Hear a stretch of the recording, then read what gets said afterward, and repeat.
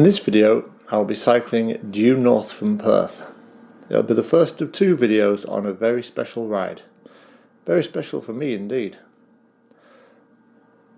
I will start off on the banks of the River Tay and end up on another river, but that's a secret for now. I'll be looking at how I've gone from this through a whole lot of this to being able to do a long distance ride like today. If you like the video, please do hit the like and subscribe button. And if you're a wildlife photography person wondering what on earth I'm doing on a bike, please don't unsubscribe. There will be more content coming up soon. I hope you enjoy this and thank you for watching. Well, it's 7 o'clock in the morning on a Saturday and I'm going for a bike ride. I have no idea where I'm going. I'm not sure how far I'll go, but in this video I'll be letting you know where I've been for the last year since my last YouTube video and why I'm getting back into making YouTube films, including this one on cycling, due to a family of beavers.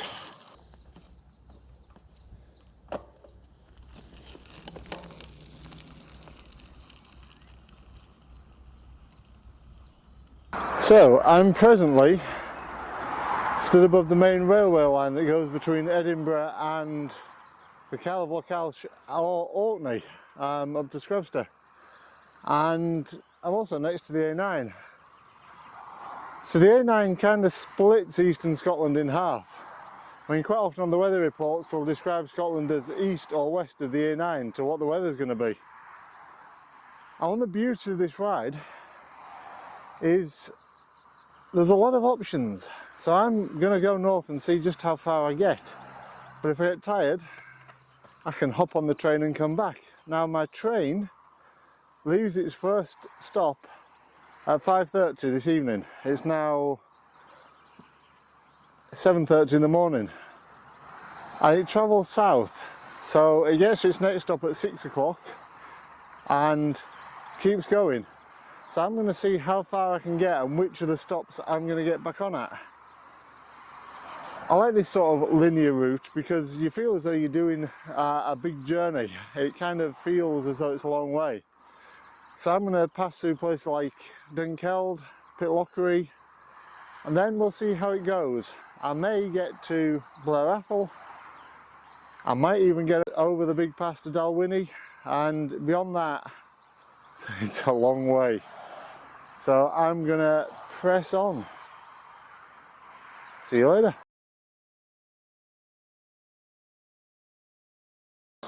So I'm just passing Burnham and on to Dunkeld, recently named the best place to live in Scotland. So as far as I'm concerned, makes it the best place to live in Britain. It's somewhere that we like to come along. It's a place where I quite often come and go for a mountain bike ride. So I thought I'd just tell you a little bit about what I'm doing. So my plan is to try and ride 1,000 miles in 10 weeks. The full double proclaimers. Now this challenge actually started a week ago and I was supposed to be making a video like this on mountain biking to start off with, because there was an event over at Nevis Range with Danny McCaskill, but also they had cheap tickets for the uplift. Now I like a cheap deal, so I went up and had a go at Blue Dune. So you take the gondola up to the top of the mountain and then you have this long sweeping blue, which means fairly easy mountain bike route down, which should be on the screen now. And I have to say the potential of this ride is huge. The reality is, yeah, it was terrifying and it didn't go well.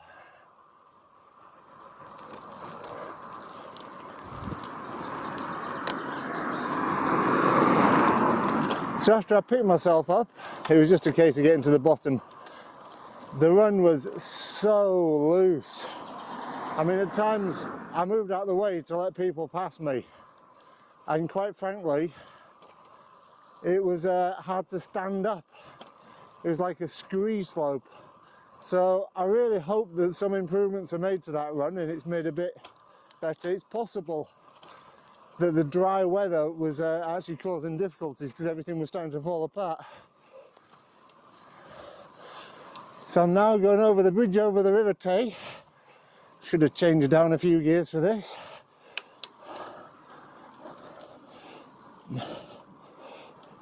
I really should have changed down a few gears. But this is a beautiful small town.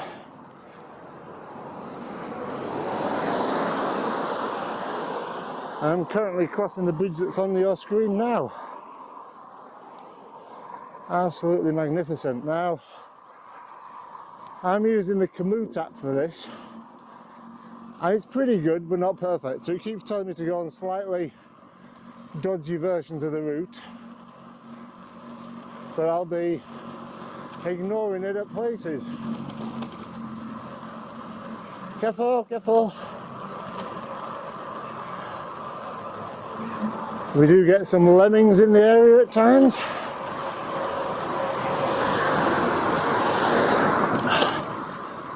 The food does look good. Ooh, some nice things.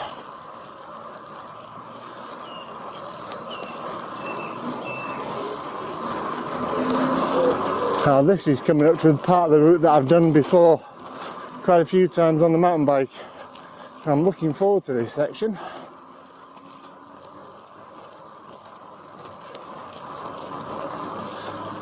If I carried on, I'd get up to Loch of the Lows, which is one of the best places to see my wee beastie.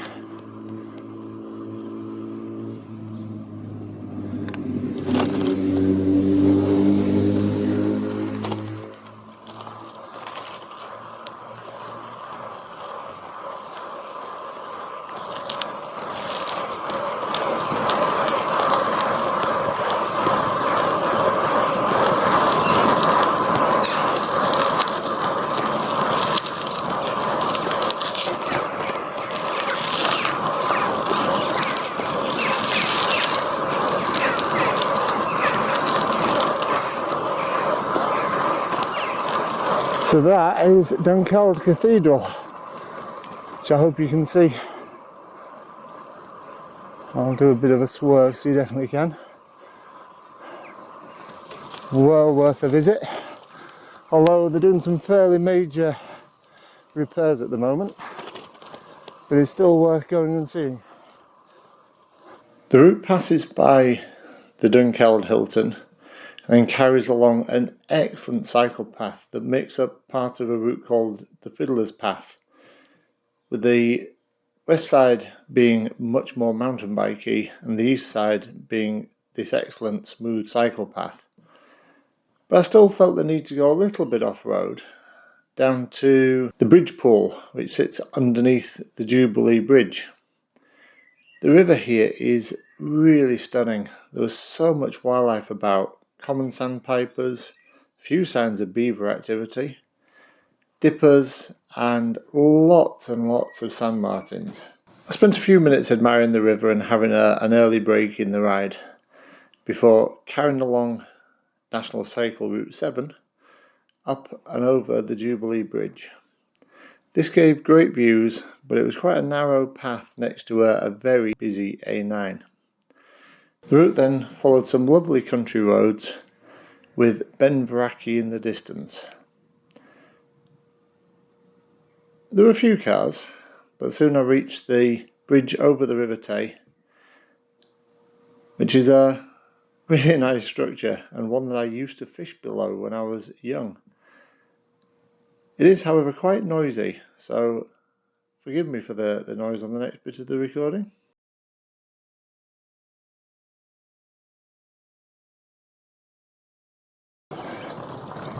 So this is the community-owned bridge at Loggerate, and this is the last I'll see of the Tay. Because from now on it's going to be the River Tummel. Beautiful river though.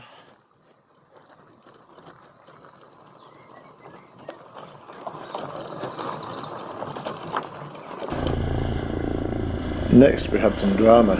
On a small country road I came across an ambulance and doctor tending to a cyclist who was obviously injured, but soon heard the sound of the air ambulance. The air ambulance is very important to Scottish communities, and I may end up doing a fundraising ride for them next year. So this is, I think it's pronounced Portnacraig. I'm going to do a little detour here.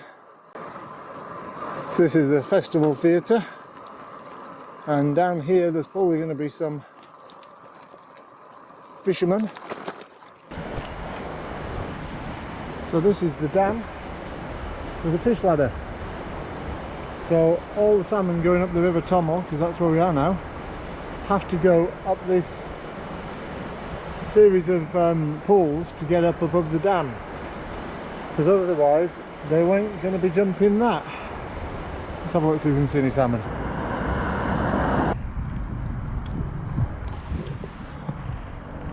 Well, we're taking a bit of time to explore here, and it's somewhere that I've done a lot of photography over the years, although there's been a slight addition recently. A zip line. So it's not quite as good for photography as it was, but it's still well worth exploring. I mean, if you can imagine the autumn colours there.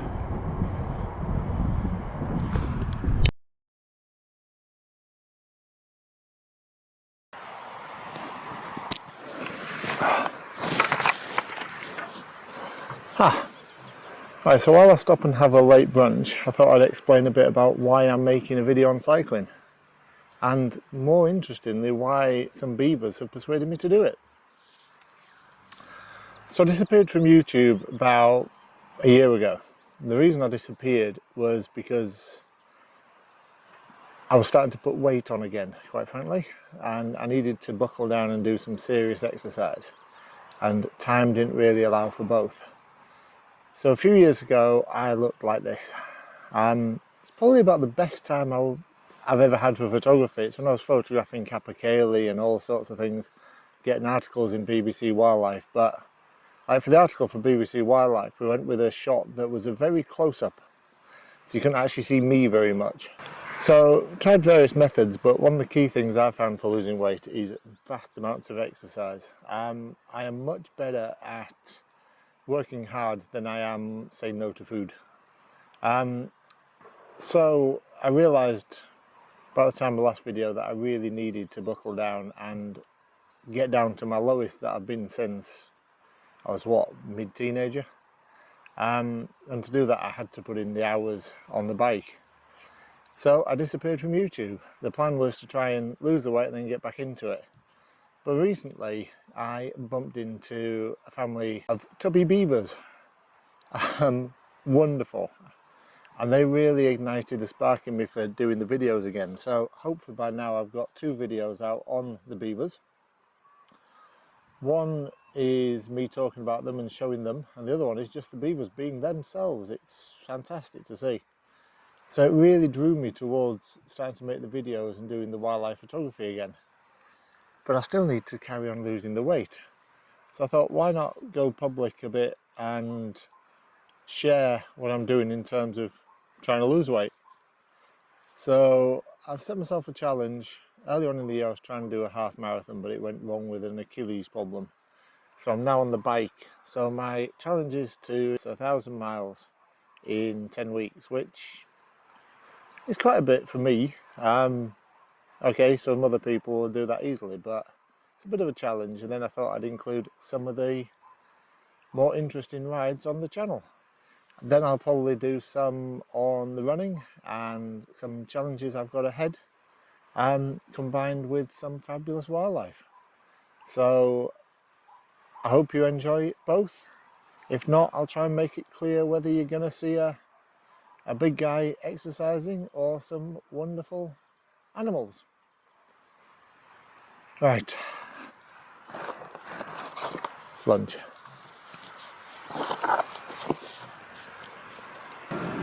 Right, so this is the House of Brewer. It's getting very bright. This would be a great place to stop. However, they don't sell a range of really nice greetings cards linked to YouTube videos. Maybe you should suggest that they did. Right, I'm going to carry on now. The route's going to start changing quite a bit now. So far it's been quite green and sort of rural, pastoral sort of scenes. Now it's going to get a bit wilder and a bit higher, so we'll let you know how it goes on. So, looks as though things are about to get fairly serious. No food or shelter for 30 kilometres.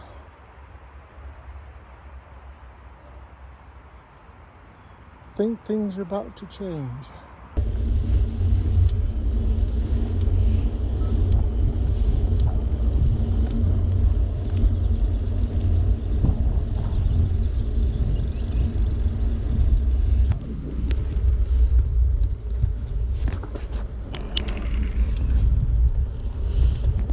Well, I've just had a message on my watch come up from Aurora Watch, which is a website that helps predict the Northern Lights.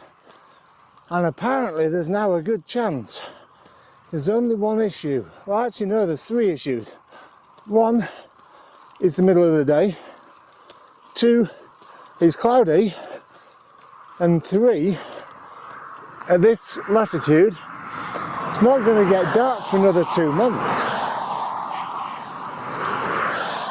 So this cycle path is lovely, really. I mean, it's perfectly nice and smooth.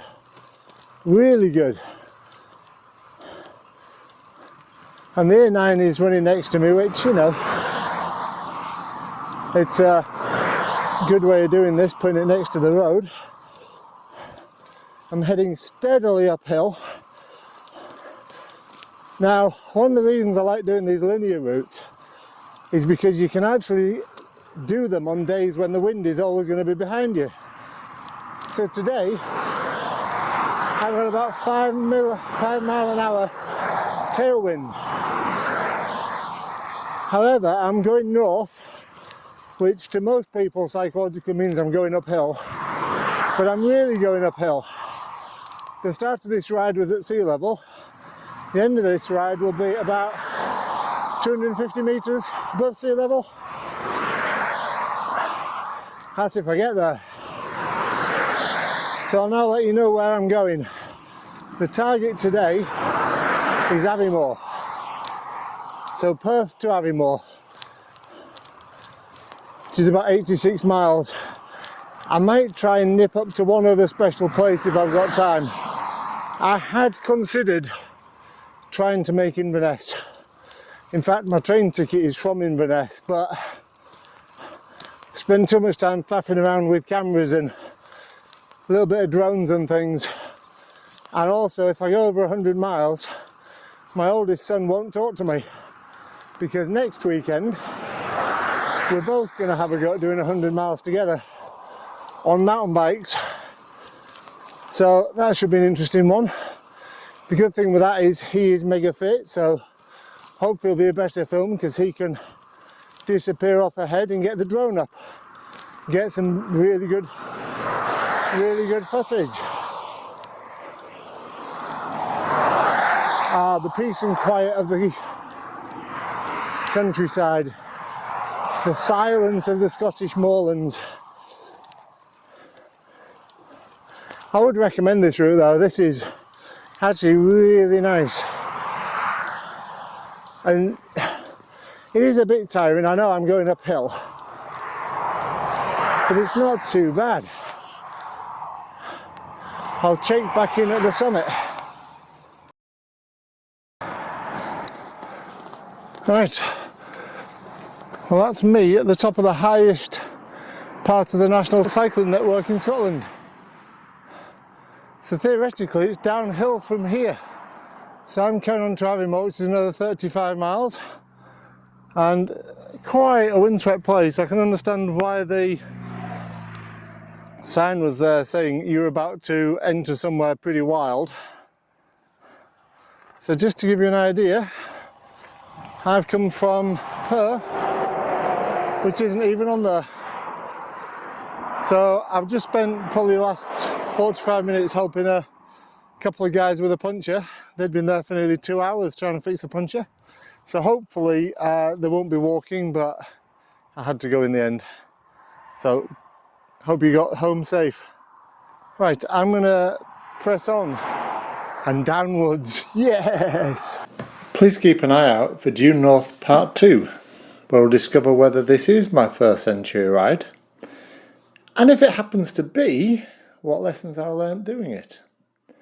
Thank you for watching, and again, please like and subscribe. All the best.